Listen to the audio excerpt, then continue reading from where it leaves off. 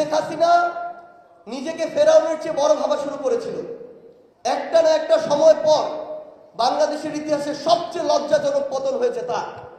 এমন অনেক শহীদ পরিবার রয়েছে যারা তাদের জায়গায় এখন মামলা করেও ভয় আছে। এই একটা জায়গায় যদি আমরা সফল না হই, দৃশ্যমান বিচার আমরা না দেখতে পাই, বাংলাদেশের ইতিহাসে এই 24-এর অভ্যুত্থানে সবচেয়ে বড় সীমাবদ্ধতা হয়ে থাকবে এটি, এবং এর দায় আমরা কোনোদিন কেউ উপেক্ষা করতে পারবো না। আজকে আমরা দেখছি এই পুলিশ প্রত্যক্ষ বা পরোক্ষভাবে এই হত্যাযজ্ঞের সাথে জড়িত ছিল। তাদেরকে অনেককে জড়িত করা হয়েছে, অনেকে ইচ্ছাকৃতভাবে অতি উৎসাহী হয়ে কাজগুলো করেছে, কিন্তু তাদের শাস্তি আজকে বদলির মধ্যে সীমাবদ্ধ। তাহলে আমি তো আসলে একটা অন্যায় বিচার না করে সেই অন্যায়টাকে আরো প্রশ্রয় দিচ্ছি।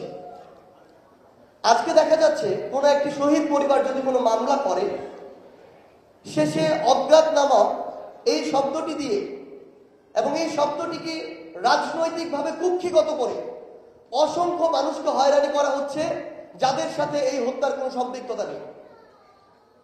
আমার এমন অনেক শহীদ পরিবার রয়েছে যারা তাদের জায়গায় এখন মামলা করেও ভয় আছে। তাদেরকে ছাত্রলীগ, আওয়ামী লীগ, যুবলীগের অনেক ক্যাডাররা পলিটিক্যালি নেগোসিয়েশন করে তাদের চোখের সামনে দিয়ে হেঁটে বেড়ায়। এই নেগোসিয়েশন হয়েছে টাকার বিনিময়ে, হয়েছে জনশক্তি সাপ্লাইয়ের বিনিময়ে। কোথায় সাপ্লাই দেয়? তাদের মিছিলে। আমরা একটা জিনিস শুধু বলতে চাই, পাপ কখনো বাপকেও ছাড়ে না। শেখ হাসিনা নিজেকে ফেরাউনের চেয়ে বড় ভাবা শুরু করেছিল।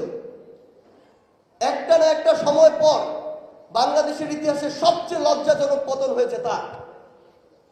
সো এই জায়গা থেকেও যদি আমরা আমাদের এই শিক্ষাটুকু না নেই, আমরা যদি অন্তত এই বিষয়ে নেগোসিয়েশনে যাই, ছাড় দেই, সেটা আমাদের অন্তর্বর্তীকালীন সরকারের কেউ হোক, আমরা কেউ হই, ফ্যাসিস্ট বিরোধী অন্য রাজনৈতিক দলের যে কেউ হোক, যদি আমরা এটা করি, অবশ্যই আজকে হোক, 5 বছর পরে হোক, 10 বছর পরে হোক, এই পাপের শাস্তি আমাদের ভোগ করতেই হবে।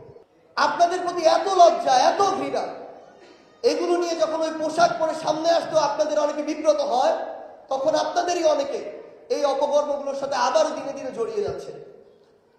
আমরা আমাদের শহীদ পরিবারের মা, বাবা, ভাই বোনদের শুধু একটি কথা বলতে চাই। এই জুলাই শহীদ স্মৃতি ফাউন্ডেশন অল্প কয়েকদিন আগে ছোট্ট 2টা রুম নিয়ে তার কার্যক্রম শুরু করেছে। যেমন ভাবে দেশ ভেঙে করতে একটু সময় লাগে, এই ফাউন্ডেশনও যতটুকু সক্ষমতা প্রয়োজন প্রতিনিয়ত তার সক্ষমতা বাড়ছে, কিন্তু আমাদের সীমাবদ্ধতা আছে। আমরা এখন পর্যন্ত আমাদের ভেরিফাইড MIS এর শহীদ হচ্ছেন 859 জন। সেই লিস্ট দ্রুত গ্যাজেট আকারে প্রকাশ করা হবে। যারা বাদ পড়েছেন তারা সেগুলোতে আবার এনলিস্টেড হতে পারবেন। এই 859 জনের মধ্যে আজকে ধরে 660টি পরিবারের কাছে আমরা পৌঁছেছি।